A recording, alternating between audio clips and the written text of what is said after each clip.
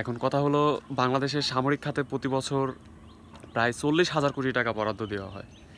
এইখানে 3টা বাহিনী আছে, সো আলাদা আলাদা করে বাজেট দেওয়া হয় না। সেই ক্ষেত্রে ধরে নিলাম বিমান বাহিনী পায় 10,000 কোটি টাকা। এখন 10,000 কোটি টাকা দিয়ে তারা কি করবে? আমাদের সাথে সম্ভাব্য যুদ্ধ লাগার সম্ভাবনা থাকলে ভারত এবং এই পাশে আছে মায়ানমার, তাদের সাথে লাগার সম্ভাবনা আছে। তাহলে তাদের তুলনায় তো আমাদেরকে অ্যাক্টিভ থাকতে হবে। এখন সেই ক্ষেত্রে বাংলাদেশের বিমান বাহিনী যুদ্ধ লাগলে কতক্ষণ টিকতে পারবে? 30 মিনিট টিকতে পারবে ভারতের বিরুদ্ধে?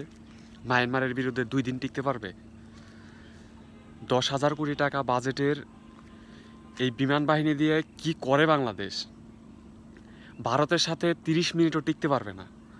দ্বিতীয় কথা হলো, তারা কি দিয়ে লড়বে? তাদের না আছে উন্নত মানের কোনো রাডার ব্যবস্থা, না আছে উন্নত মানের কোনো বিমান। বাংলাদেশের মোট টোটালে অ্যাক্টিভ আছে এখন মাত্র 40 থেকে 44টি বিমান। তার মধ্যে MiG-29 মাত্র 3টা, এবং অন্যান্য বিমান এবং ট্রেনিংয়ের বিমান এগুলো দিয়ে প্রায় 44টার মতো আছে। 44টা দিয়ে কতক্ষণ টিকতে পারবে বাংলাদেশ? হয় বিমান বাহিনীকে উন্নত করতে হবে, না হয় এই বিমান বাহিনী রাখার কোনো প্রয়োজনই নাই। এটা দিয়ে কি করবে? 30 মিনিট যুদ্ধ করার জন্য প্রতি বছর 10,000 কোটি টাকা অ্যাক্টিভ তাদেরকে দিবে? কি দরকার আছে রাখার?